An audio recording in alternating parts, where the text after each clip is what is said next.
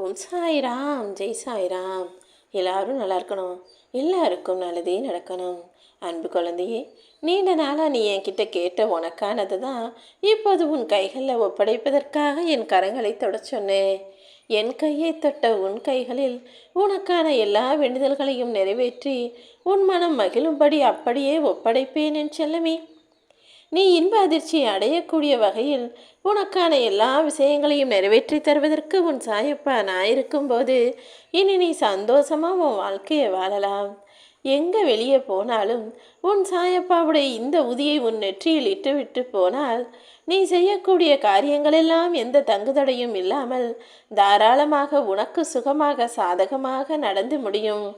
இந்த உதியானது உன்னை நோக்கி வரும் எதிர்மறை சக்திகளிலிருந்தும் உன்னை காப்பாற்றக்கூடிய சக்தி வாய்ந்தது.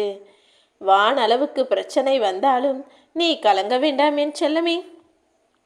என்னை தாண்டி எதுவும் உன்னை நெருங்காத அளவுக்கு உன் சாயப்பா உன்னை நான் காப்பாத்துறேன்.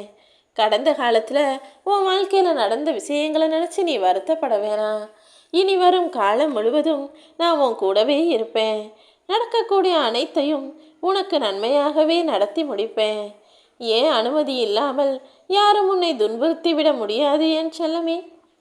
உன்னை அப்படி துன்புறுத்தி பார்க்க நினைப்பவர்கள் எனக்கு கஷ்டத்தை கொடுப்பதற்கு சமம்தான். கடுகளவு கூட அவர்கள் என் நிழலை தாண்டி உன் நிழலை கூட நெருங்க முடியாது. நீ பொறுமையா இரு. உனக்கு நடக்க வேண்டிய எல்லா விஷயங்களையும் உன் சாயப்பா நான் நடத்தி முடிக்கிறேன். உன் நல்ல மனசை பயன்படுத்தி உனக்கு நிறைய பேர் ஏமாற்றத்தையும் துரோகத்தையும் செய்கிறாங்களே நினச்சி வருத்தப்படாத. உன்னுடைய தந்தையாகிய உன் சாயப்பா உன்னை உயர்த்துவதற்காக உன் இல்லம் தேடி வருவேன். சந்தோஷமாக இரு என் தங்கமே. ஒரு இடத்துல உன்னை அவமானப்படுத்தினாங்கன்னா அந்த இடத்துலேருந்து நிரந்தரமாக நீ விலகி விடுவது தான் நல்லது. இல்லை, நம்ம சொந்தம் நம்ம உறவுன்னு அன்பையும் பாசத்தையும் காட்டுவதற்காக நீ மீண்டும் அவங்க கூட போய் சேர்ந்து நின்னா அவங்க மேலும் மேலும் உன்னை அவமானப்படுத்த தான் நினைப்பாங்க. ஒரு மனிதனுடைய வாழ்வும் தாழ்வும் உயர்வும் மேன்மையும் வீழ்ச்சியும் மாட்சியும் எல்லாமே அவன் பேசக்கூடிய வார்த்தைகள்லையும் சொற்கள்லையும் தான் இருக்குன்றதை மறக்காத. நீ பேசுறதுக்கு மட்டும் சரியாக தெரிஞ்சுக்கிட்டினா யாருக்கிட்ட எப்படி எந்த அளவுக்கு உரிமை வச்சுக்கணும், யாரிடம் எந்த அளவுக்கு பேசணுன்ற விதத்தை மட்டும் கற்றுக்கிட்டினா உன் வாழ்க்கை மிக சிறப்பாகவும் சரியாகவும் தரமாகவும் அமைந்துவிடும் என் செல்லமே. நீ பேசுகிற வார்த்தையை வச்சு தான் இங்கே இருக்க மனிதர்களும் உன்னை எடை போடுகிறார்கள். ஒருவரிடம் நட்பு கொள்வதும் பகைமை கொள்வதும் உயர்வான மதிப்பை பெறுவதும் இகழ்ச்சியை அடைவதும் கூட உன் நாக்கில் தான் இருக்குதுங்கிறத புரிஞ்சுக்கோ.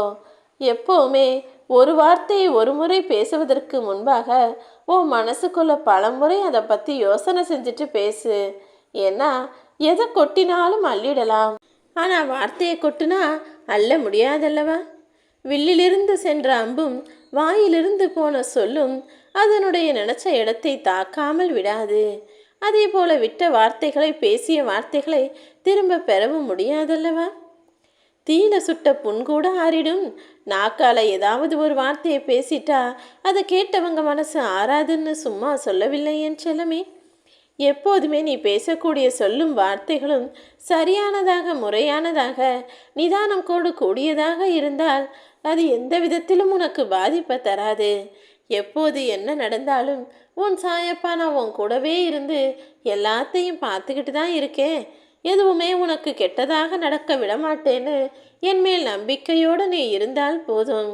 ஏன்னா உன் வாழ்வில் நடக்கக்கூடிய ஒவ்வொரு விஷயங்களிலும் கடைசி வரிகளில் கடைசி வார்த்தையில் என் கடைசி எழுத்தில் கூட உனக்கான வெற்றியை நான் எடுத்து வச்சிருப்பேன்.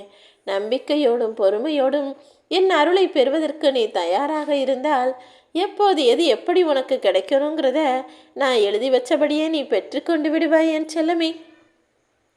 என் கரங்களை தொட்ட உன் கரங்களில் நீண்ட நாளாக நீ என்கிட்ட கேட்ட உனக்கானது தான் கொடுக்க போகிறேன்.